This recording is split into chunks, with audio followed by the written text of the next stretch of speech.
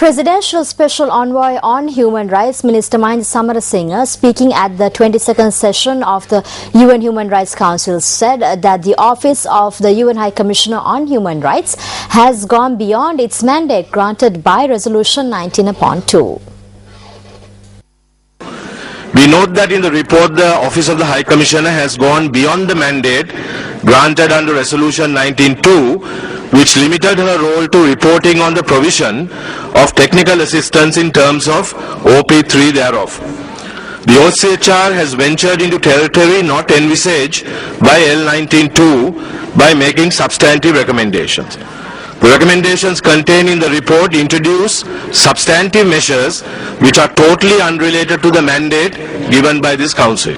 Mr. President, we requested the OHCHR to delete all references to the POA report as it was not referred to in Resolution 19/2, and therefore reference to it in the OHCHR report expands the ambit of the report beyond the original scope and mandate of the resolution.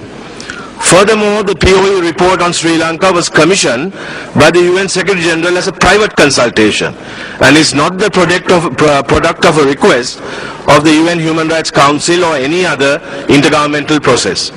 For these reasons, among others, the government of Sri Lanka does not recognize the POE report and is perplexed as to the rationale behind it being invoked extensively in this OHCHR report. In related news, differing views were expressed by delegates at the UN Human Rights Council on the country report on Sri Lanka submitted by the Office of the High Commissioner for Human Rights. We would like to highlight the High Commissioner's report on Sri Lanka and the Secretary General's report on Iran, both of which clearly show the need for the Council's continued scrutiny. The United States hopes that all Council members will join us in voting in favor of the resolutions before us on these countries. The High Commissioner has exceeded her mandate of reporting on the provision of assistance by making substantive recommendations and pronouncements.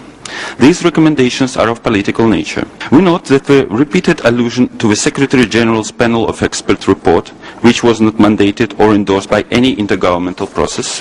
The mandate entrusted to the Council in the resolution, the politicized resolution last year, approved by this Council, has been overstepped. This is something we categorically oppose. In this report, there are recommendations on supposed areas of technical assistance that are beyond its scope. Sri Lanka faces such major issues as domestic reconciliation, peace consolidation, and economic development. China calls on the international community to support the government in its efforts to promote reconstruction, economic development, and national reconciliation, and allow it time and space. We commend the achievements Sri Lanka has made in generating economic development, recovery of the war-affected areas, demining, and resettlement of former RDPs.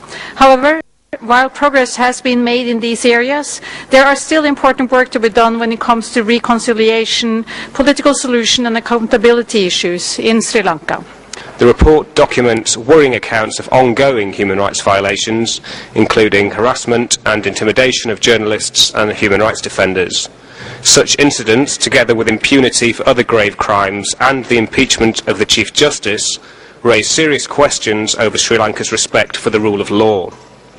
It is vital that Sri Lanka immediately takes further steps to demonstrate its commitment to the democratic values it has pledged voluntarily to uphold, in particular given its scheduled hosting of this year's Commonwealth Heads of Government meeting. Mr. President, Sri Lanka's effort in healing the hurts from the 30-year conflict should be commendable.